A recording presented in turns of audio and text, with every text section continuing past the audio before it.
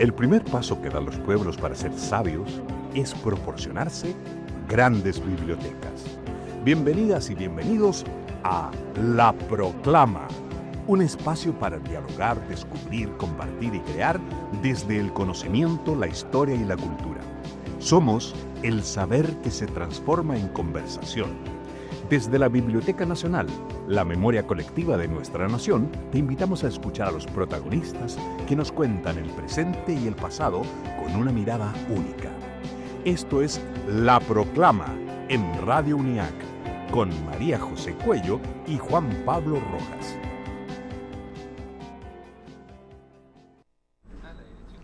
Les damos la bienvenida al capítulo 27 ya de La Proclama, el programa de radio de la Biblioteca Nacional de Chile. Mi nombre es María José Cuello, funcionaria y amante de la Biblioteca Nacional, y como siempre estoy con mi compañero Juan Pablo Rojas. ¿Cómo estás, María José? Súper bien, ¿y tú? Súper bien, te gané. ¿Qué me traes? Yo estoy demasiado bien. Oye, ¿qué me traes hoy? ¿Efemérides? Pero estoy obligado a traerte algo todo. No, pero ¿qué te va a traer la sorpresa? En 1970, un día como hoy, ¿Ya? nació Julieta Venegas. Ah, oye, se me dieron dado vuelta los números, dije 1790. No. Hoy, ¿Te gusta? Me encanta como música, y además es una súper lectora. ¿En serio? No, sí. Toca el acordeón y lee. Mira, y de hecho, ¿tú conoces esa plataforma que se llama Goodreads? No. Hay una plataforma que es como una especie de diario de vida, podríamos llamarle así, de libros. Entonces tú vas leyendo libros y vas anotando reseñas. Ajá. Ella está así como la top del mundo, así como la voy a seguir, adelantada. La voy a seguir, me encantó. Sí. Viva Julieta. Te sorprendí más yo. Sí. Oye, pero además te tengo que decir que la Biblioteca de Santiago cumplió 20 años entregando cultura, arte, lecturas y vivencias. Así que ese es uno de los temas de los cuales vamos a hablar, de la trayectoria y de estas celebraciones que está teniendo la Biblioteca de Santiago. Mira, Julieta Venegas habrá ido a la Biblioteca de Santiago, lo vamos a saber. Puede ser, ¿eh? Vamos a preguntar ahí. Y además, no sé si alguna vez te has sentido perdido o simplemente desubicado. Varias veces. Vamos a saber dónde encontrar un mapa para retomar nuestro rumbo. Qué buen dato ese, ¿eh? Mapoteca, Biblioteca Nacional. Wow. ¿Partamos con la primera invitada? Pero claro que sí. Dale. La Biblioteca de Santiago fue inaugurada el 11 de noviembre de 2005 y se ha convertido en un activo centro cultural que diariamente visitan miles de personas para leer, utilizar internet, capacitarse o participar en actividades artísticas. No solo eso, Juan Pablo, es una institución que tiene una sólida carrera en el fomento de la lectura, la cultura y las artes como un espacio de encuentro, equidad, participación e inclusión. Da espacio y promueve las más diversas expresiones artísticas, culturales y comunitarias, reafirmando su sentido de origen, haciendo que las personas estén al centro de su gestión. Durante estos 20 años, la Biblioteca de Santiago ha seguido innovando para ofrecer servicios que estén a la altura de los requerimientos de la comunidad de personas usuarias, como la creación de nuevas salas y colecciones que consolidan a la biblioteca como un espacio plural y diverso, que acoge una amplia colección bibliográfica. Y para conversar sobre este aniversario, tenemos a su directora, Marcela Valdés Rodríguez, quien es comunicadora social, con estudio de bibliotecología en la Universidad Central de Venezuela, con especializaciones en Bélgica, Francia y Japón. Fue secretaria ejecutiva del Consejo Nacional del Libro y la Lectura y posee experiencia en gestión de bibliotecas públicas, elaboración y coordinación de proyectos culturales, dirección de recursos humanos, edición de publicaciones, generación de recursos externos, promoción de la lectura y desarrollo de colecciones, dirección de comité de selección, especialmente en lo relacionado con la selección de libros para niños y jóvenes. Le damos la bienvenida a Marcela. Muchas gracias. Pero ¿sabes qué es lo mejor de todo eso? Que trabajo hace 20 años en la Biblioteca de Santiago. Por supuesto. Wow. Desde el momento cero, Marcela, entonces. Desde antes del momento cero, con un gran equipo. Ah. Sí, hubo un tremendo equipo ahí que se juntó para armar esta biblioteca. Clara Búnica además era la directora del servicio en esa época. Sí, nosotros así somos hinchas de Clara La Búnica. amamos. Así que sí. Fue un lindo trabajo de construcción y que se sigue haciendo, porque esos espacios se construyen y reconstruyen permanentemente. Sí. Y gracias por la invitación. No, gracias a ti, porque para nosotros es súper valioso tenerte aquí, porque, bueno, las bibliotecas somos hermanas también, y nos queremos. Eso, gracias por compartir su cumpleaños con nosotros. Sí.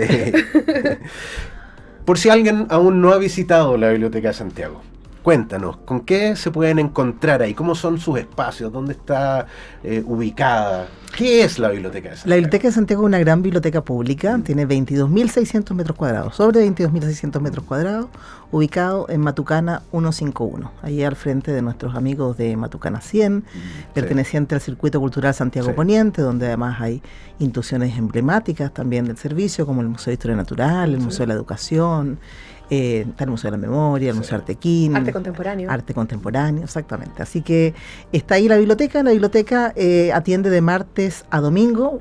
Los lunes, como hoy, no vayan porque la biblioteca hoy día está cerrada. Ya, descansan. No descansamos, trabajamos más, pero pero es un día justamente de dar un alto y ponerla bonita, ¿cierto? Para los martes poder recibir a nuestros visitantes. Marcela, tú contabas que estabas desde antes entonces de que se abrieran las puertas al público. ¿Cómo ha sido la trayectoria? ¿Cómo has visto también tú el cambio tal vez en la comunidad? ¿Cómo hablábamos? El cambio también que has tenido tú en la gestión y pensar cómo una biblioteca pública era hace 20 años, el 2005 y ahora. Sí. Yo creo que básicamente la biblioteca se ha caracterizado por ir cambiando con la sociedad, ¿ya? Es una biblioteca que yo no diría que va un paso adelante, sino que va en conjunto con las comunidades. Y en ese sentido, la biblioteca ha ido realizando cambios importantes, como el cerrar algunos servicios, no por malos, sino que porque ya no son tan necesarios, abrir otros espacios, como lo que hicimos el año pasado con la apertura de nuevos espacios como la Comiteca, la Sala de Creación, la Sala Calma, y en ese sentido va cambiando indudablemente el público. Van cambiando también los servicios. Tuvimos una pandemia que también, así como para la Biblioteca Nacional, para la Biblioteca de Santiago también fue una oportunidad porque nos abrió la posibilidad de hacer también bibliotecas híbridas. Entonces, eso yo creo que son cambios importantes en la creación, en lo que debe ser una biblioteca. Efectivamente, el tener la capacidad de estar a la altura de tu comunidad y de entregarle finalmente a la comunidad no todo lo, tal vez no puedes hacer todo lo que necesite, pero ir un poco de la mano, ¿verdad? Y tener la capacidad también de ser flexible e ir cambiando. Y hablemos de esa comunidad. ¿Cuál es el público mayoritario o público objetivo o público frecuente? ¿Quiénes están inscritos? ¿Quiénes piden libros en la Biblioteca de Santiago? El acceso a la biblioteca es gratuito, eso es importante. Todos los servicios y actividades de la Biblioteca de Santiago son gratuitos, igual que la inscripción. Para inscribirse como socio hay que presentar un documento de identidad nacional o extranjero, y con eso puedes llevar libros a domicilio. El público es el público del barrio Yungay fuertemente, pero también el público de las distintas comunas de Santiago. La red del metro en ese sentido hace mucho, entonces hay un gran público de Maipú y La Florida, por ejemplo. Ustedes están ahí en Estación Quinta Normal. Estación Quinta Normal o Estación Central, depende de la... Estamos casi a la misma distancia, estamos en el medio, entre la línea 1 y la línea 5. Nuestro público, principalmente mujeres. ¿Ah, sí? Sí, las mujeres leemos muchísimo. A mayor cantidad de mujeres, menor cantidad de hombres, de hecho. ¿Ya? Son principalmente mujeres, tenemos un público que fluctúa básico, digamos, como el público más fuerte, sobre los 25 años. ¿Ya? Hay un público infantil que es importante. Hay una guaguateca, una sala infantil, pero básicamente esas son como las características de nuestro público, y en ese sentido la biblioteca ha trabajado permanentemente por hacer estudios de usuario, estudios de servicio, de que la gestión no sea solamente de olfato, sino que sea efectivamente porque es lo que está pasando con esa comunidad. Marcela, y bueno, mencionaste recién la guaguateca. Tal vez hay gente que no sabe lo que es una guaguateca. ¿Podrías contar un poquito en qué consiste? No es un lugar para guardar guaguas. Es un espacio exclusivo para niñas y niños acompañados de persona adulta cuidadora de 0 a 4 años. Si usted va a la biblioteca y tiene un niño sobre 5 años, puede ir a la sala infantil, a la comiteca, que también tiene un espacio infantil, a la sala de creación, que también tiene un espacio infantil. Este es un espacio exclusivo porque las guaguas tienen características que son distintas, muchas de ellos gatean, por lo tanto es más complicado efectivamente que existan niñas y niños más grandes en ese espacio. La guaguateca nació desde el inicio de la biblioteca, era un espacio dentro de la sala infantil, y en ese sentido fue creciendo, fue cambiando, y hoy día es parte de una sala aparte. Eso pasó mucho en la biblioteca. Nosotros hemos ido creando espacios que no necesariamente estaban incorporados desde un principio. Y perdona, pero que también mencionaste sala de creación. Sí. Eso suena muy atractivo, dan ganas inmediatamente de estar ahí y ponerse a crear. ¿De qué se trata? Cuando la biblioteca partió, tenía 2 salas, que era la sala de prensa y referencia y lo que se conocía como la sala más 18. Por ahí lo titularon incluso la sala triple X. Ay, pero los colegas, Juan Pablo. Pero el tiempo fue cambiando, la prensa, o sea, la referencia, las publicaciones periódicas cada vez es más difícil, era más difícil tener suscripciones, no por falta de recursos, sino que porque no existen. Sí, claro. Existen muy poco, muy bajo tiraje. Sí. La referencia está principalmente en los medios electrónicos. Entonces hicimos este cambio justamente de generar esta nueva sala, que es una sala donde efectivamente se va a crear, se trabaja con el arte, se trabaja con las manualidades, estamos incorporando otros medios como las máquinas de coser, por ejemplo, y en ese espacio además hay una ludoteca con juegos de mesa, y donde estaba la sala más 18, que ya no existe la sala más 18 porque esas colecciones fueron incorporadas al resto de la biblioteca, no es que se censuraron ni se guardaron, pero los tiempos fueron cambiando, efectivamente. Entonces, esas colecciones se fueron incorporando a otras colecciones, colocándole efectivamente las características de material más sensible, con responsabilidad parental, con esos sellitos y esos timbres, y esa sala se transformó en un espacio musical. Oye, pero qué biblioteca más entretenida. Sí, de hecho yo iba a preguntar por otra cosa. También mencionaste el espacio en calma. Sí, También creo que es súper importante explicar en qué consiste y para quién está pensada. Es una sala que inicialmente pensamos en las neurodivergencias y que estuviese destinada justamente a las personas neurodivergentes como un espacio más tranquilo, más calmado, de mayor silencio. La Biblioteca de Santiago es una biblioteca bien ruidosa. Se producen silencios naturales. Claro. ¿Ya? Pero esto fue mutando de alguna manera y pensamos que tenía que ser un espacio donde se respetara el ocio. ¿Ya? Un espacio que se identificara con no hacer también es hacer. Ajá. De hecho, esa es la invitación a la sala calma. Está pintada con colores, efectivamente, hicimos las consultas, que las personas neurodivergentes puede generarle más calma, pero también a los neurotípicos. Claro. Entonces, es una sala con una luz más baja, con una temperatura muy ideal, una sala que además está llena de puff, donde tú te puedes echar, acostar, dormir. Claro. Entonces nos ha pasado que la gente va a dormir siesta, va a meditar, ¿ya? Y aquí el espacio que pensamos que iba a ser muy ruidoso y que se autorreguló. Claro. Y eso es lo interesante. La gente va, descansa, estamos haciendo ahora un estudio del uso de esa sala. Y lo interesante es cómo se va autorregulando, cómo no fue necesario decirle, mire, usted puede dormir acá 20 minutos. Dar las indicaciones. Exacto, hay una serie de indicaciones, no uso el celular, este es un espacio como de silencio, respete ese silencio, respete y sea empático con la persona que está al lado. Entonces es una sala finalmente donde tú transitas por ella, porque es un espacio de tránsito finalmente, y donde puedes tener un alto en el camino de descanso. Oye, tú mencionaste recién lo del estudio para llegar a este tipo de decisiones. Hay un estudio que me parece súper interesante en el caso de ustedes, porque lo hemos conversado con otros invitados a la Proclama, que en la biblioteca también pasa al Nacional, que es el público que tiene situación de calle. Y también ustedes han trabajado con ese público. Nosotros tenemos una alta cantidad de público de personas en situación de calle que van permanentemente a la biblioteca, y también estudiamos a ese público, por supuesto, con toda la delicadeza y cuidado, no solamente de la privacidad de esas personas, sino que efectivamente del respeto. ¿No? Y es un público en ese sentido que va a la biblioteca como un refugio.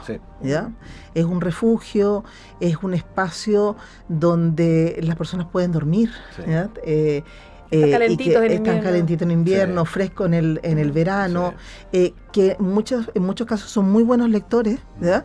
Y son buenos lectores de permanencia en la biblioteca. Claro. Están en ese espacio porque, claro, muchas veces no pueden llevar esos libros a la calle, porque efectivamente se los pueden quitar. Entonces leen en ese espacio biblioteca. Se sienten protegidos. Se sienten protegidos, se sienten cuidados, y también porque en el fondo nos permite, es un elemento también de gestión para nuestros propios trabajadoras y trabajadores, de decir, de que sepan cómo se sienten esas personas, ¿ya? Donde efectivamente pueden haber conflictos, sin duda, ¿ya? Con las personas en situación de calle o con otras personas en particular. O sea, la atención de público a veces tiene sus complicaciones, y ustedes lo saben, ya como todo. Pero al final del día uno siempre, yo creo que termina con mucha satisfacción y con algunas sonrisas y cosas que te llenan el alma. Y eso nos pasa un poco también con ese estudio, por ejemplo. En ese estudio incluso se plantea, hay un usuario que dice que cuando él va a la biblioteca y permanece en la biblioteca porque es la posibilidad de no consumir. ¿ya? Y de sentirse cuidado y resguardado en ese espacio. Que concreta la colaboración ahí. Exactamente. Bueno, y se está cumpliendo ahí el sentido público que tenemos todos nosotros. Sí. Está en nuestra página web los estudios, así que ahí pueden consultarlo. Está todo el PDF, yo lo vi completo. Muy bien, muy bien. Oye, Marcela, y bueno, si uno va a la biblioteca, tú mencionabas que hace un tiempo atrás estaba ordenada como por edades.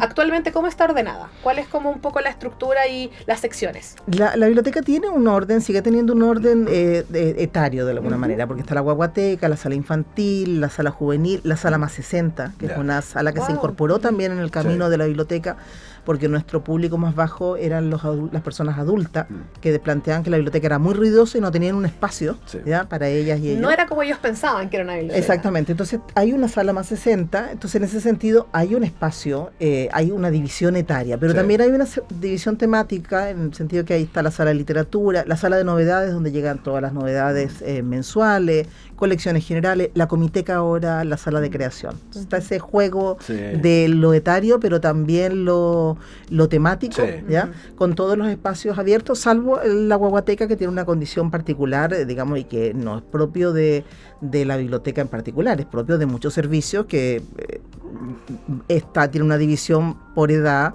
¿ya?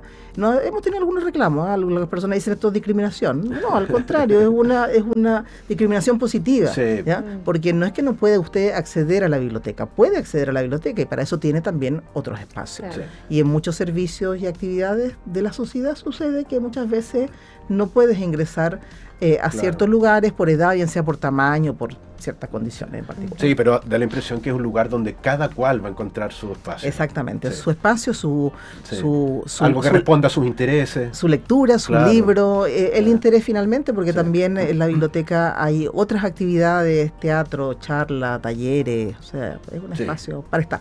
Hablemos de eso justamente, porque de estos 20 años, estos primeros 20 años han tenido varios hitos de celebración y justamente tienen que ver un poco con lo que estabas mencionando tú. ¿Cuáles han sido los que ya han sucedido? Este año nosotros decidimos no celebrar un día en particular, sino que efectivamente hacer un año de los 20 años. Yo creo que uno cuando cumple años cumple como todo el año. Sí, ¿cierto? corresponde. Y a los 20 años, y hay ciertas edades que uno se puede dar el lujo de celebrar todo el año. Números redondos, está bien. Qué rico cumplir 20 años. Exacto. Ay, no. No sé si volvería a los 20 años míos en particular, no todo otra vez, no. Estoy muy feliz con mis 55, así que... También estoy bien. No, pero hicimos ciertos hitos importantes, como la celebración del Día del Libro, que fue emblemática para la biblioteca, donde además se juega un poco. Nosotros jugamos en ese sentido. Trabajadores y trabajadores se disfrazan, juegan con ciertos libros, con ciertas temáticas, y eso fue las vacaciones de invierno. También fueron un hito importante, como con el Festival de Teatro, los Días del Patrimonio, y vamos a cerrar con broche de oro, no sé si lo contamos. Comic Zone Forever. Comic Zone Forever. ¿Qué es eso? Vuelve la Comic Zone. La Comic Zone fue un evento emblemático de la Biblioteca Santiago, ¿ya? Que en el fondo era poner el cómics a disposición de la comunidad de manera gratuita, ¿verdad? Con charlas, con feria, con personajes. Usan esa gran explanada que tienen ustedes para este tipo de eventos. Y este año es como que la Comic Zone se toma la biblioteca, ¿ya? Y además ahora tenemos comiteca, así que con mayor razón. Qué entretenido. Así que el 6 de diciembre desde las 11:30 y en horario extendido, porque la biblioteca sábado y domingo atiende hasta las 5 de la tarde, pero esta vez hasta las 18:30. Nos vamos a pegar el medio cumpleaños con carrete. Perfecto. ¿Puede ir cualquier persona? Sí, totalmente abierto a la comunidad. Es una actividad familiar, ¿ya? Para todos los tipos de familia, ¿ya? Para niñas, niños, niñas, adultos, o sea, las personas grandes, chicas. Todo el mundo está invitado a la Comic Zone porque efectivamente es un espacio totalmente abierto donde además de libros, de actividades, de personajes, se pueden encontrar con Superman, con el Hombre Araña, con Batman, ¿ya?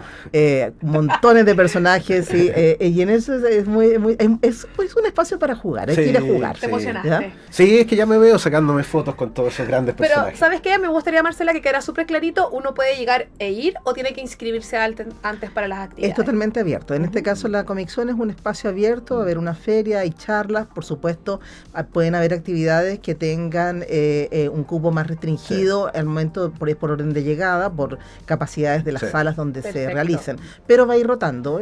Para que le tengan ahí también echado el ojo a los horarios de las actividades que quieren ir. La biblioteca tiene estacionamiento, por supuesto tiene un estacionamiento con un cupo limitado, así que hay que irse temprano, pero seguramente va a estar entrando y saliendo personas, así que y si no, bueno, está el metro ahí al lado, la estación central, Quinta Normal, estamos a paso. El barrio Yungay además, un día sábado es entretenido, hay muchos lugares para ir a comer, así que está el panorama completo. El panorama entero. Y además tenemos una cafetería entretenida, ¿ya?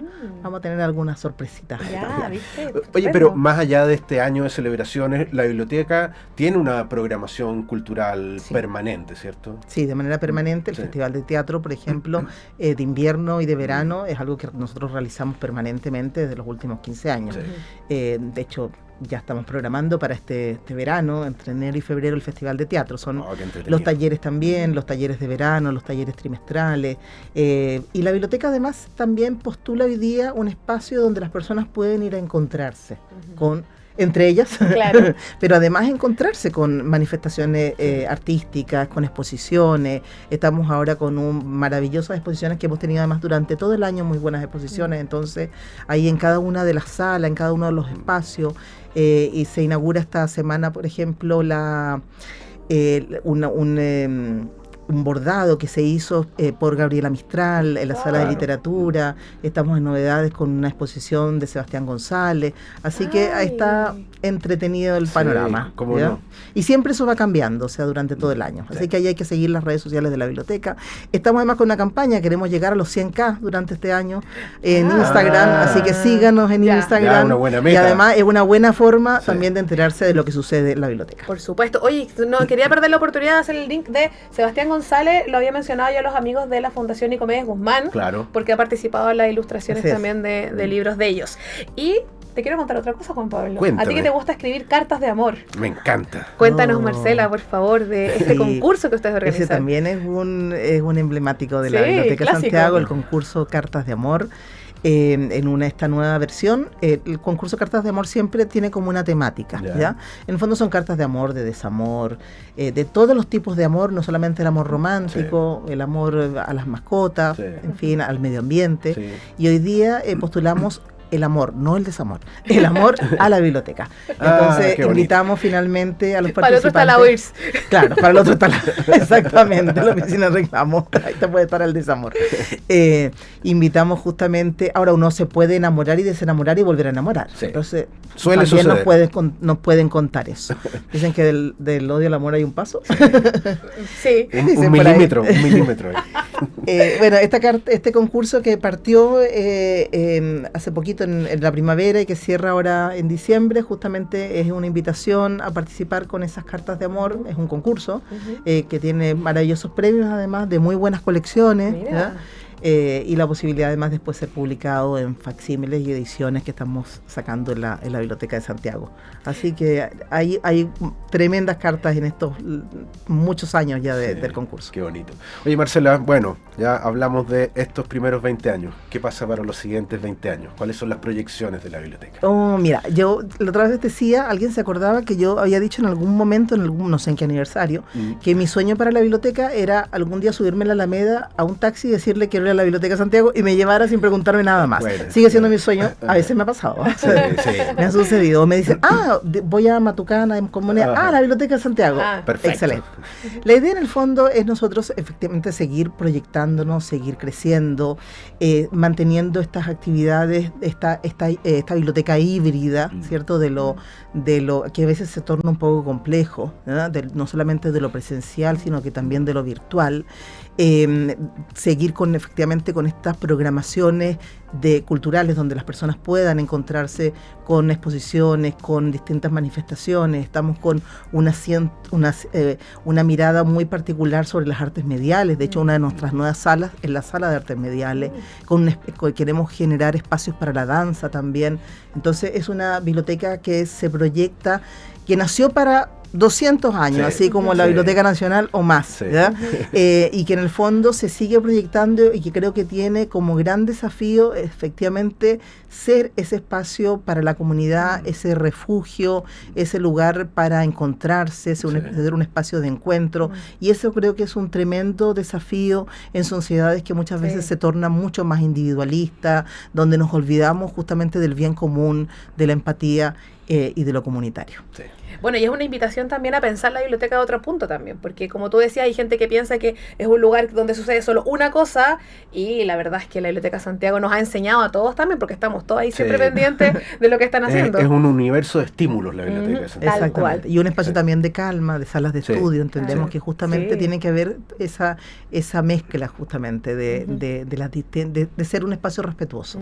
Bueno, entonces a Marcela no la vamos a despedir preguntándole cuál es su libro favorito. No. Le vamos a preguntar qué está leyendo hoy. Ah, mira, me gusta. Ah, mira, estoy leyendo Poeta Chileno de Alejandro Zambra. No, ¿qué tal? ¿Te gustó? Sí, o sea, voy ahora a la mitad, pero ya. me ha encantado. Bueno. Era un pendiente que tenía hace mucho rato y que me pasó en... que he leído, terminé de leer Marciano de la Nona Fernández, que por favor léanlo porque está increíble. Y entre medio leí un par de cosas que no me gustaron mucho, que Ya. no es necesario contar cuáles No, fueron. ¿para porque qué? ¿A quién le importa lo que lee la directora de la Biblioteca de Santiago? No, a nosotros sí. Pero este de verdad ha sido un disfrute y era un pendiente que tenía hace mucho rato este libro de Zambra, que tiene ya está editado Sí. hace un buen rato, pero Sí. era de esos pendientes. Me gusta hacer esas mezclas de lo... hay cosas que se me van quedando en el camino, Sí. ¿ya? Sí, y empiezo justamente esta semana a leer también un clásico que nunca leí, Frankenstein. Guau, bueno, y como Me van a está creer- de moda yo con la les voy a película contar, de Guillermo del Toro. esto mi mamá murió hace muchos años, yo creo que si está en algún lugar va a estar feliz con esto. Mi mamá siempre cuando era chica me decía, tienes que leer a los clásicos, y yo me puse, no sé, a leer a Manuel Puig cuando tenía 12 años, no entendí nada. Por rebelde, supuesto, por por rebelde. ¿Ya? Entonces como que se me quedaron esos Claro. clásicos en el camino y dije, Pero qué como que bueno, nunca lo he porque ahora leído. tienes tiempo para retomar todos esos Exactamente. clásicos. Sí. Y otro que tengo ahí pendiente, que es un libro de una antropóloga que es bien interesante, que es Crecer con las bestias. Hago esas mezclas a veces de clásicos, de contemporáneos y Sí. también de otro tipo de lectura que no solamente es literatura. Exacto. Muchas gracias. Bueno, con estas recomendaciones vamos a despedir a Marcela ya. Oye, Marcela, qué Se nos gusto acabó haberte el tenido aquí tiempo. en la Gracias. Proclama, porque como decía al comienzo, nos sentimos muy unidos, muy cercanos a la Biblioteca de Santiago. Muchas Entonces gracias. es un placer que vengas a contarnos y sobre todo para que celebremos en conjunto estos 20 Así años. es, y yo soy también una hincha de la Biblioteca Nacional, así, y proclamo que hay que ir a las bibliotecas. Eso. Gracias, Marcela. A ustedes. Vamos ahora entonces a nuestro archivo sonoro, por favor. Voces que narran nuestra historia, sonidos que guardan la memoria de un país. Desde registros históricos hasta paisajes sonoros olvidados, el archivo sonoro de la Biblioteca Nacional abre sus puertas. Bienvenidos a Las Voces del Archivo. Elicura Chihuaylaf Nahuelpan es un poeta y traductor mapuche nacido en la comunidad de Quechurehue, ubicada en la comuna de Cunco, provincia de Cautín. Su trabajo, como el de los poetas Sebastián Quepul, Pedro Alonso y Leonel Lienlaf, entre otros, se enmarca en lo que Iván Carrasco ha denominado poesía etnocultural. En el año 2020, su trabajo literario fue reconocido con el Premio Nacional de Literatura. Desde el punto de vista de la crítica, la aparición de la poesía mapuche produjo un cambio en la concepción de la historia literaria chilena, organizado en torno a grandes figuras como Mistral y Neruda, por ejemplo. Chihuaylaf entonces contribuyó a considerar la poesía mapuche como una producción cultural autónoma, arraigada a la oralidad y alejada de las pautas europeas. También se planteó críticamente frente al Estado chileno a través de la expresión de su cosmovisión e idiosincrasia como bandera de lucha frente a la marginación cultural. El siguiente documento sonoro se enmarca en el 8º ciclo Los escritores tienen la palabra, realizado en el Instituto Chileno Norteamericano y grabado el 24 de mayo de 1994. Vamos a escuchar un fragmento de su texto Calfu Peuma Meu, en español, Sueño Azul, leído por el propio Elicura. Y este relato trata sobre la cosmovisión del pueblo mapuche, marcado por principios como el respeto a la naturaleza, a la sabiduría a los mayores, a la identidad, además de la dualidad, la reciprocidad, el buen uso de la palabra y la importancia del ser por sobre el tener.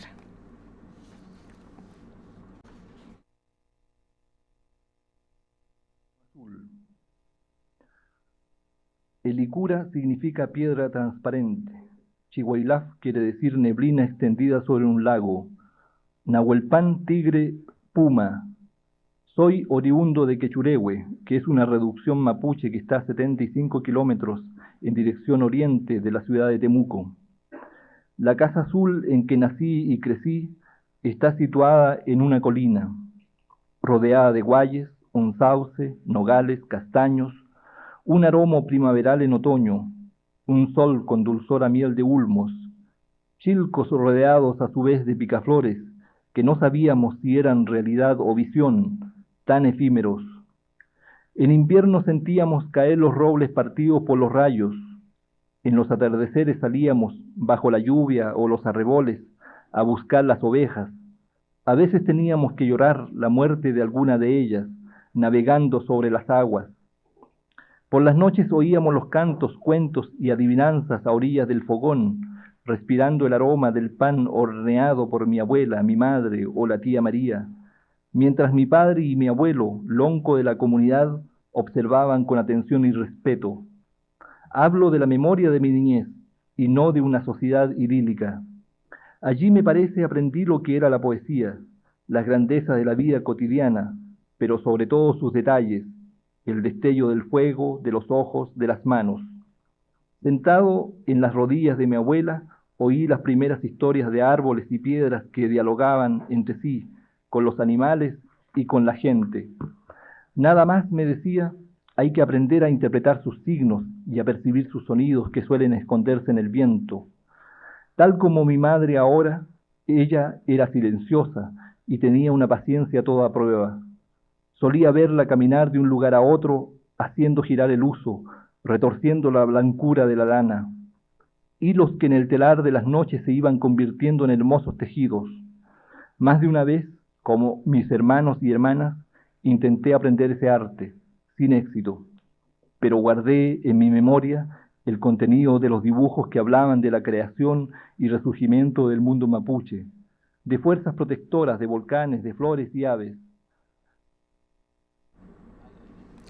En la Biblioteca Nacional siempre hay algo por descubrir, siempre te vas a encontrar con una sorpresa o una actividad que puedes realizar solo, con tus amigos o tu familia. Vamos a nuestra sección de panoramas en la Biblioteca Nacional. Desde el corazón de la cultura nacional, la Biblioteca Nacional te invita a descubrir los panoramas culturales de esta semana. Talleres, exposiciones, conciertos, cine, charlas, lanzamientos de libros y más. Actividades gratuitas, abiertas a todo público y en el mejor escenario patrimonial de Santiago. Aquí comienza los panoramas de la Biblioteca Nacional. Desde que Gabriela Mistral fue galardonada con el Premio Nobel de Literatura en 1945, la Fundación Hispánica había estado esperando la oportunidad de grabar su voz para la posteridad. Pero Mistral siempre había mostrado reservas a leer su poesía en público. Hasta que la Biblioteca del Congreso de Estados Unidos la invitó a grabar un LP en 1950. Gabriela mostró entusiasmo y declaró: me interesa mucho este trabajo de la Biblioteca del Congreso. La poesía callada e inerte en los libros se desvanece o muere. El aire, no la palabra impresa, es su hogar natural. La poesía no debe sufrir el destino de un pájaro disecado. Las grabaciones le hacen un buen servicio. Mañana, martes 25, justo a mediodía, en la Sala Ercilla de la Biblioteca Nacional, la académica española Nuria Girona ofrecerá la conferencia La voz de Gabriela Mistral en repertorios y repositorios digitales. En esta conferencia, a partir de la escucha de la voz de Gabriela Mistral, se reflexionará sobre preguntas como: ¿a qué se refería la autora con la poesía callada? ¿Y a qué se debía su entusiasmo también? ¿Qué escena se escucha en la inauguración de la grabación y su posterior reproducción y circulación digital? En definitiva, ¿qué escuchamos cuando oímos el legado sonoro de Gabriela Mistral? Qué interesante, yo no me la pierdo. Tampoco. ¿Vamos a la pausa? Bueno.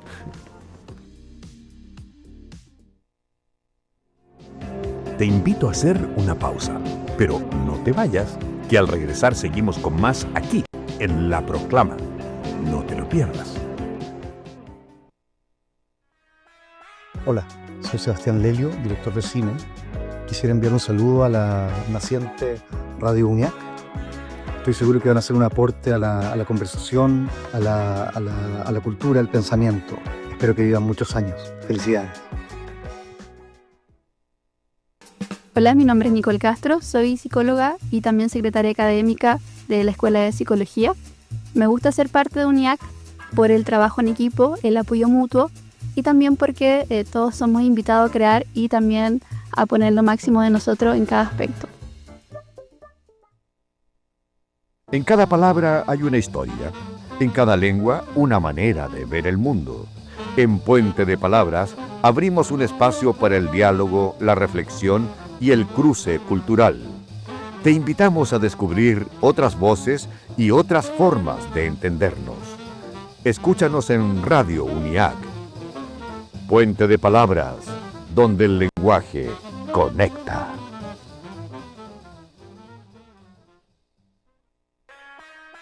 Esta radio se hace con tus voces, con tus historias. Radio UNIAC. Ya estamos de vuelta aquí en La Proclama. Seguimos explorando nuevas voces, ideas y perspectivas desde la Biblioteca Nacional. Quédense con nosotros. Nuestra siguiente invitada es bibliotecaria documentalista de la Universidad Tecnológica Metropolitana con una trayectoria destacada que se inicia en 1994 en nuestra querida Biblioteca Nacional, donde desde el 2013 ejerce como jefa de sección Mapoteca. Participó en el proyecto de implementación del Sistema Integrado de Bibliotecas ALEF y posteriormente se desempeñó durante 7 años como bibliotecaria analista en la administración de este sistema, en el Departamento de Sistemas de Información Bibliográfica. El 2006 realizó una estancia en la Unidad de Servicios de Documentación Bibliotecaria de la Biblioteca Nacional de España, becada por el Ministerio de Cultura de España. Además tiene un diplomado en Bibliotecas Digitales en la Pontificia Universidad Católica de Chile y un magíster en Bibliotecas y Patrimonio Documental en Línea en la Universidad Carlos III de Madrid. De 2011 a 2024 fue coordinadora del programa de prácticas y pasantías en la Biblioteca Nacional. Participa activamente en los grupos de RDA Chile y RDA América Latina y el Caribe. Desde el año 2025, este año, representa a la Biblioteca Nacional de Chile en el grupo de trabajo RDA en Aviña, que ya supimos lo que es Aviña porque tuvimos invitados de esa importante organización. Bienvenida a la incomparable Ana María Quirós. ¡Bravo! ¿Cómo estás, Ana María? Muy bien, gracias. ¡Qué bueno! De estar aquí con ustedes. No, gracias a ti por venir, porque en este programa, La Proclama, que ya llevamos 27 capítulos, estamos haciendo un recorrido por las unidades y las secciones de la Biblioteca Nacional y no podíamos, por supuesto, dejar de tener aquí a la Mapoteca. Uh-huh. Y además tienes muchas facetas, sí. Entonces queremos un poco ir conociendo lo que has realizado y lo que trabajas también en la biblioteca. Partamos por la Mapoteca, ¿te parece? Bueno. ¿Cuándo y cómo nace esta sección dentro de la biblioteca y qué características tiene la colección? Mapoteca, como suele ocurrir mucho dentro del organismo de la Organización del Estado, debió haber sido creada en el año 1929. De acuerdo a el documento de decreto de fundación de la Dirección de Biblioteca, Archivo y Museos, que señalaba que debía crearse la sección Mapoteca y Estampas. ¿Y qué pasó? Pero diversas razones que no las tengo en conocimiento, se pudo concretar recién en el año 1967 bajo la dirección de Roque Esteban Escarpa, quien solicitó apoyo al Instituto Geográfico Militar para reunir este material e identificarlo y poder armar esta sección. Y desde aquella fecha está en funcionamiento.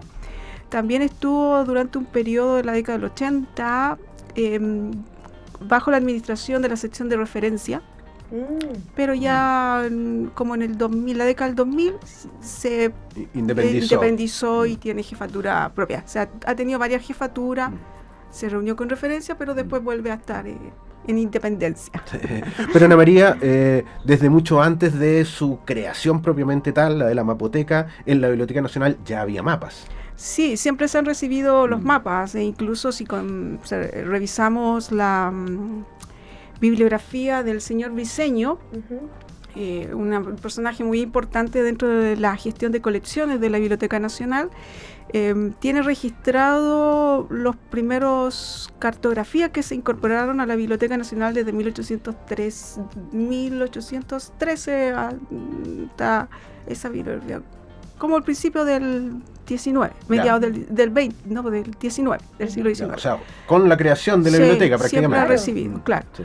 La mapoteca se enfoca principalmente en la cartografía nacional oficial. Significa que es la que conserva el material que genera el Instituto Geográfico Militar, el CHOA de la Armada y el SAF de la Fuerza Aérea, que son las instituciones que de la década del 30 fueron declaradas como entes oficiales de la cartografía nacional. Sí. Y la cartografía más antigua, que surge por una donación del señor José Toribio Medina, que es como del 15 hasta principios del 19, se conserva en la Sala Medina. Ya.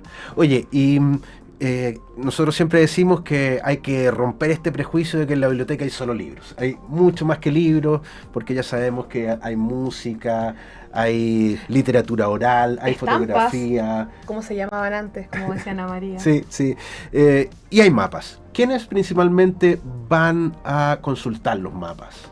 ¿Cuál es el público de la mapoteca? Eso ha variado con el tiempo. O sea, cuando yo ingresé a trabajar en la Biblioteca Nacional y estuve en la sección de referencia y estaba la colección mapoteca, principalmente iban personas de la minería a consultar la cartografía del Instituto Geográfico Militar. Claro. Pero es variada. Al día de hoy, con esto de la digitalización, todo lo consultan en línea. Entonces hemos perdido un poco este perfil de usuario. Sí.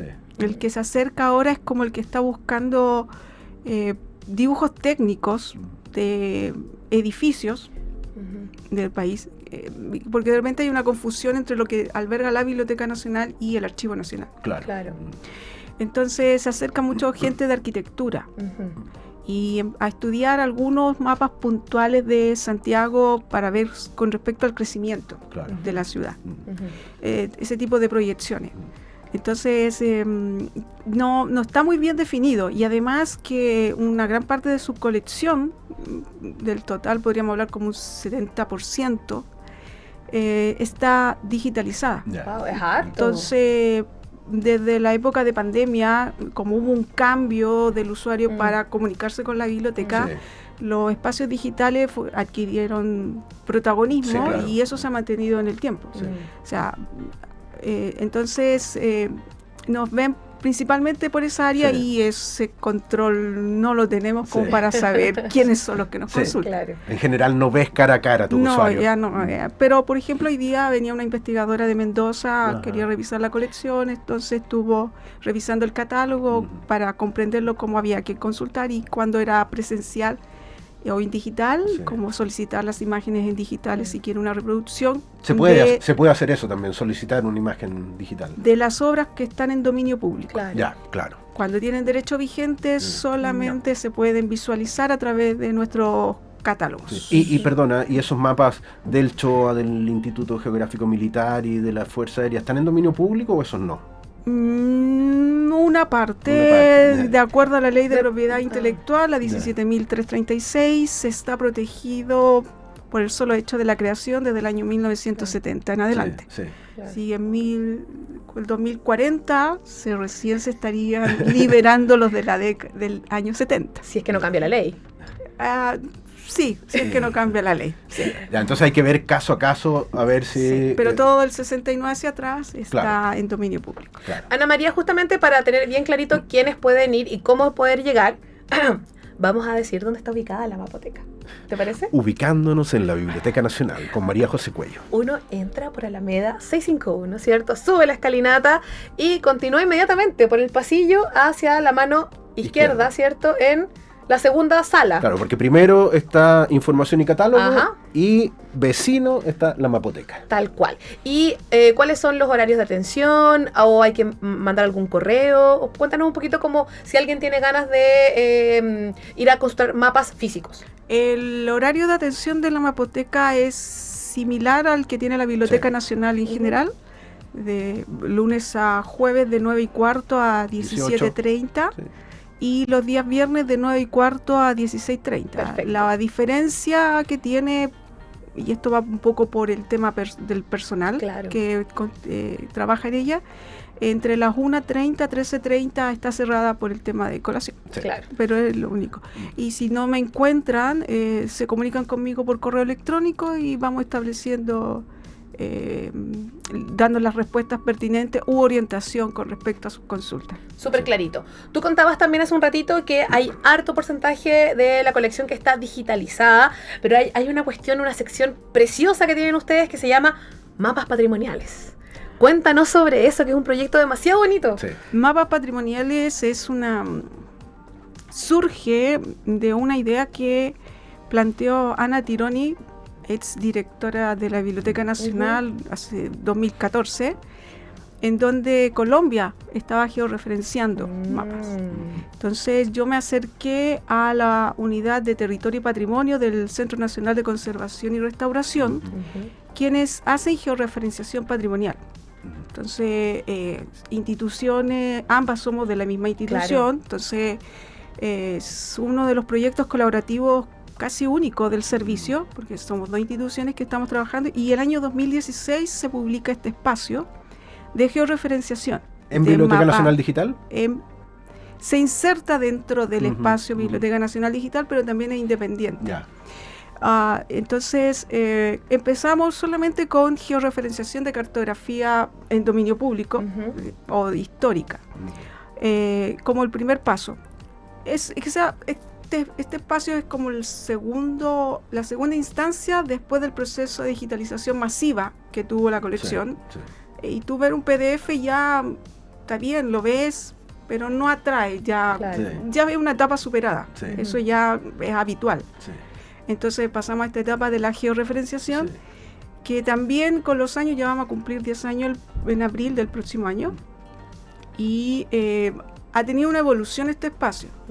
Entonces, primero fue la georreferenciación. La idea era que la gente se apropie del espacio y que vea que donde vive ocurrieron hechos importantes, Claro. como fue la batalla de Maipú, por ejemplo. Y, Entonces, perdona, es un cruce entre lo geográfico y lo histórico patrimonial, Claro, georreferenciado, claro, porque en los mapas. en los mapas. Después se le ha ido dando un contexto histórico. Por ser la batalla de Maipú, se descompuso la información del plano sobre el territorio actual. Entonces tú puedes ver las fuerzas israelitas, Américo Vespucio, Lonquien, Qué entretenido. donde está el hospital del Carmen. También ocurre con un mapa de O'Higgins, capitán general Ambrosio O'Higgins, que era un mapa de corte administrativo. Pueblos tranquilos, más exaltados, Copiapó hasta el Biobío, como era Chile. También tenemos mapas de antes de la extensión Copiapó hacia el sur, y también Chile desde Tacna hacia el sur y después de Arica hacia el sur. Eso te iba a preguntar, porque uno puede pensar centralistamente que hay puros mapas de Santiago, como decías tú, por ejemplo, Maipú, pero hay hartas ciudades. Sí, cuando empezamos tocamos ese tema de no ser centralistas, así que empezamos y consideramos el norte, por ejemplo, también el sur, así que están bastante representados. Se hizo también un trabajo con Concepción, porque la ciudad fue en su primera época instalada en un lugar, pero por un terremoto sufrió modificación el territorio, y eso también se puede apreciar a través de un mapa. Así que también se ha hecho cartografía del Cabo de Hornos, de Magallanes, o cartografía histórica a nivel mundial, que es, por ejemplo, los primeros mapas mundi del siglo XVI. Y hay uno muy curioso en que el contorno de Chile no está dibujado, sino que llega como hasta Perú, y de ahí no hay nada. Está todo el contorno de América del Sur. Ya, era una tierra desconocida. No, éramos conocidos. Lo que pasa es que no sé por qué no está el contorno de Chile. Pero, por ejemplo, el primer mapa de Juan de la Cosa, considerado el primer mapa mundi, América es una mancha verde, porque recién se estaba descubriendo América. Claro. No, es fascinante el mundo de los mapas. Hay otro que me llamó mucho la atención, que tiene que ver con el trabajo del pintor o el naturalista Rugiendas, que también estaba ahí, perdón, Montbazán, Sí, me equivoqué, Montbazán. me equivoqué, pintor, perdón, de Montbazán, que también está súper interesante. Esa es la otra evolución que ha tenido los mapas patrimoniales, o sea, porque ya georreferenciamos, te ponemos en el territorio, pero ¿Qué más? ya, Sí, Claro. Sí. Y ahí, entonces se comenzó en otra línea que es la vida de algunas personas históricas que han sido Claro. muy importantes para el país, pasarla a la cartografía.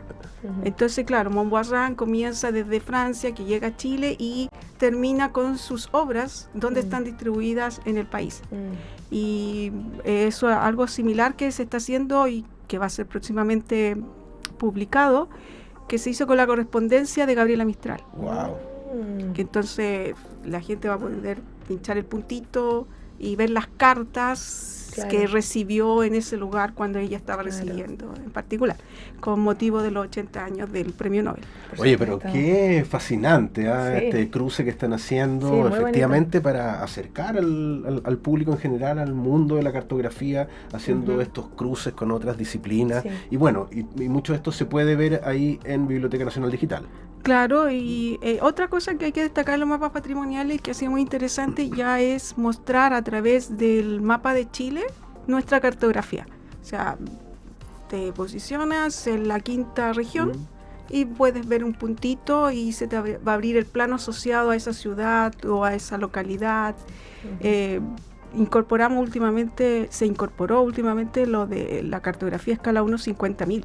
Entonces está todo cuadriculado y pincha un cuadro y le va a mostrar toda la cartografía asociada a ese punto, pero también las ediciones, porque la Biblioteca Nacional guarda todas las ediciones, no así el IGM que tiene lo último. Ya. Claro. Entonces acá, como tenemos lo histórico, la gente puede ver el mapa de la década del 60, 70, 80. Vas haciendo el recorrido. Claro, Ujú. como biblioteca patrimonial. Solo quiero insistir en que está en Biblioteca Nacional Digital y abajo están todas las pestañitas Sí. en Calipso Sí. y creo que es la penúltima, si es que no me Sí. equivoco, la de mapas Sí, patrimoniales. sí, Así que pero es para que re no se fácil pierde. llegar, sí. Pero No si se pierde. googlea mapas patrimoniales va a Llega. llegar. Va a salir También igual. se llega. Muy bien. Oye, vamos a otra de las facetas Uy, de ¿verdad? Ana María. Sí, Ana María, es que esto a mí me fascina porque no conozco nada. Hemos escuchado y hemos hablado un montón de veces de la sigla RDA. Primero, ¿qué significa RDA? Literalmente, Resource Description and Access, recursos, descripción y acceso. Ya. ¿Y Ya. por qué es tan importante? Porque son las nuevas normas catalográficas en donde ya no se trabaja en un ambiente análogo o impresos, sino que era lo conocido, sino que ya en un mundo web y de datos enlazados, web semántica. Pasó al siglo XXI. Es otro ambiente. Y esa es una forma de catalogar. Claro que nos ayuda a todo a integrar todo este mundo de recursos de información, tanto de bibliotecas, archivos y museos. O sea, tú puedes relacionar la palabra, lo impreso, los textos con objetos, Sí. pinturas, documentos, con cartas, fotografías. La idea es que el usuario, quien consulte un espacio como este, pueda, a través de una simple consulta, tener el abanico de recursos sobre ese personaje en particular o una temática en específico. Ya, bueno, algo fundamental para los tiempos que estamos viviendo. Y la semana pasada hubo en la biblioteca, se llevó a cabo el 7º coloquio sobre RDA en América Latina y el Caribe. Cuéntanos un poco de este evento y qué novedades se escucharon, cuáles son las tendencias respecto a RDA. Este es un coloquio que se viene realizando, se trata de realizarlo anualmente, Ya. liderado principalmente por Avinia, Sí. pero este año fue organizado por la Biblioteca del Congreso, que lideró, con participación de la Biblioteca Nacional y la Universidad de Concepción. Ya. Y el tema era saber cómo estamos trabajando el tema de la RDA, porque esto es un tema que se publicó hace 15 años atrás y todavía estamos preguntándonos cómo tenemos que implementarlo. Más cuando ha tenido una modificación radical el texto. Ya se presenta a través de un modelo de referencia de biblioteca. Entonces se cambian muchos conceptos. O sea, tú no hablas de autor personal, sino que hablas de personas, o mejor dicho, agente, que te reúne personas y corporativos. Entonces hay un cambio también en el lenguaje. Entonces esos son los temas que fueron tratados, qué es lo que nos significa, los desafíos y las necesidades. O sea, hay instituciones muy avanzadas y otras que no han empezado nada. Todo también depende de los tamaños institucionales. Por supuesto. Y además que esta es una norma que está en línea, por lo tanto no es como antaño que tú comprabas una edición, cada ciertos años tenías que comprar la siguiente edición impresa. Entonces esta es una suscripción y eso tiene un costo. Y todos los costos son tasados en dólares. Así que cuesta su adquisición. Así que eso también ha sido un poco un impedimento. Y el otro es que las escuelas de bibliotecología, que forman a los profesionales del área, no han hecho el cambio. Siguen todavía enseñando la antigua. Así que eso es el objetivo de esta reunión, de ver cuáles son nuestras experiencias, de compartir los que han podido avanzar y contar cómo les ha ido y cómo lo han enfrentado. Porque también hay una reticencia de repente de los mismos profesionales a hacer los cambios. O sea, nos aprendemos algo, pero nos quedamos cómodos. La resistencia al cambio es algo propio de la naturaleza humana. Siempre hay que también, luchar contra eso. Claro, y hay que compartir cómo se ha trabajado ese aspecto y que le puede servir a otra persona. Y también cómo espacios de la AI, de la inteligencia artificial, ya ha entrado en el mundo de las bibliotecas y el giro que nosotros tenemos que hacer. Ya se habló del término curador de datos. Ya no somos catalogadores, somos curadores de datos. ¡Wow! Mira, bueno, no lo había escuchado. Es un tema súper dinámico porque también está entrelazado con la tecnología, por lo tanto es muy importante estar al día, es muy importante intercambiar opiniones y ver qué están haciendo todos nuestros colegas en los distintos países de nuestra región. Pero solo quiero saber, estoy entendiendo bien, Ana María, por ejemplo, lo que tú estás comentando de estas normas que ya están, como hablábamos, más digitalizadas o en el mundo digital, se vincula harto el proyecto que estábamos hablando antes de mapas patrimoniales, ¿o no? Porque ahí está haciendo como un cruce también, un uso de los mapas distinto, ¿o no? En cuanto a datos, sí, solamente que todavía no hemos integrado los datos. O sea, todavía seguimos sacando los datos de nuestro sistema bibliográfico y los pongo en otro espacio. Perfecto. Pero la idea es, la norma es que sea de una simple consulta, todo se puede integrar. Perfecto. Y como llevas ya varios años también en la Mapoteca, quiero hacerte una pregunta personal. ¡Wow! ¡Qué miedo! ¿Cuál es tu mapa favorito de la colección? No tengo mapa favorito. Bueno, alguno que te guste mucho. Pero una de las joyas que tiene la Mapoteca, por decirlo así, es el primer mapa que considera a Chile como una república, que es de Claudio Gay. Ni más ni menos. Entonces, desde Copiapó al Biobío, que era lo que se consideraba país, y con las fronteras naturales, que es la cordillera de los Andes con el Pacífico. ¿Y más o menos de qué época es ese? 1871, 76. ¿Está digitalizado entonces? Sí, está digitalizado y eso fue hecho, se mandó a imprimir a Francia por Claudio Gay. Qué bonito. Que es uno de los primeros trabajos, porque Chile contrató a muchos franceses para reconocer el país, que fue una de las cosas importantes que tuvieron todo esto, desde Bernardo Higgins hasta más adelante, de apropiarse del territorio. Claro. Ya después se fueron formando las personas acá en el país y el Instituto Geográfico tiene una colección muy importante de recorrido del país a escala 1.25.000 de la década de 1902 hasta la década del 40, ya con normalización internacional, que el norte esté dibujado hacia arriba y no hacia abajo, como ocurre con algunos mapas más antiguos. Oh, qué interesante. Esa es una cosa que hay curiosidades, el norte está hacia abajo.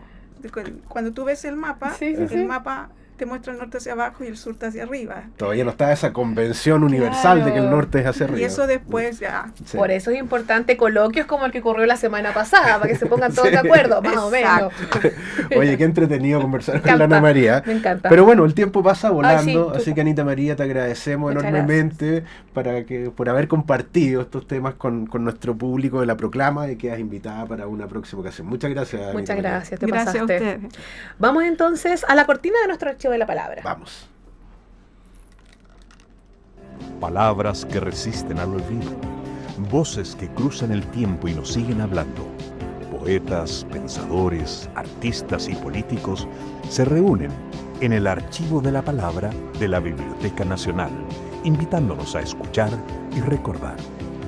Bienvenidas y bienvenidos a El Archivo de la Palabra.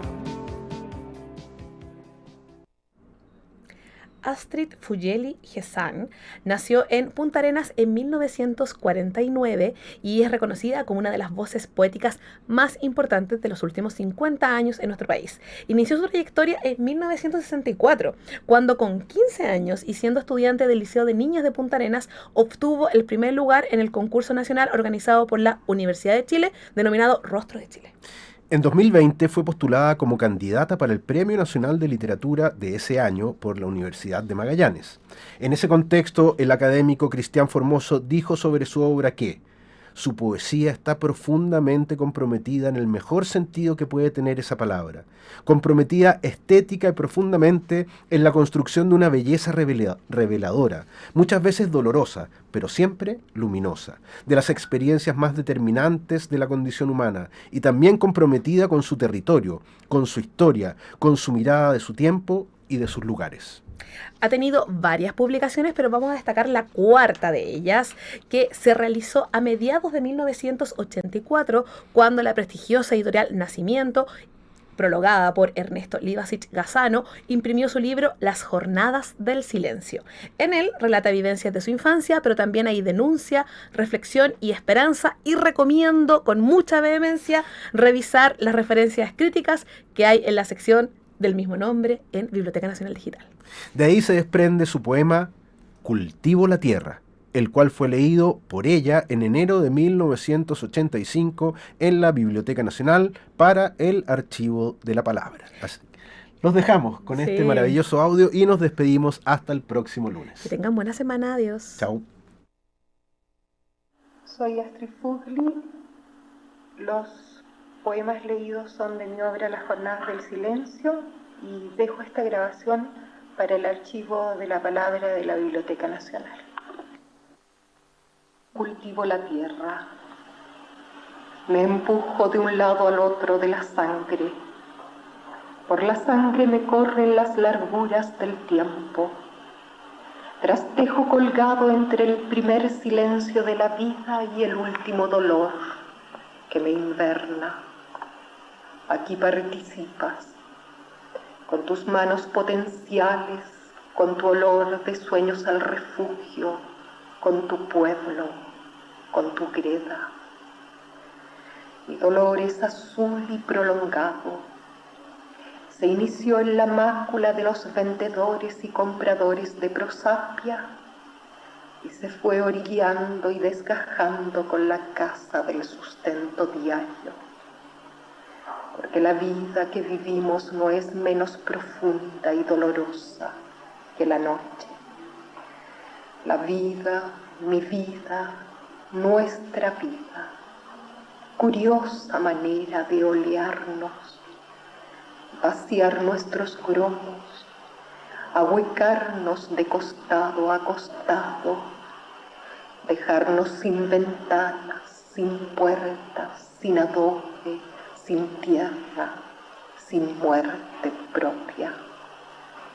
Contemplo las callejas de mi aldea, un cielo y un infierno hilando su cosmología dimorfa en sus ojos infelices, los ojos del Dios que no conozco, el que vive en tus ojos avenales y en tu risa, el Dios escaso de ley y de juicio, el Dios de mis preguntas, aristas de mi tristeza vital, la amargura de mi Dios limitado.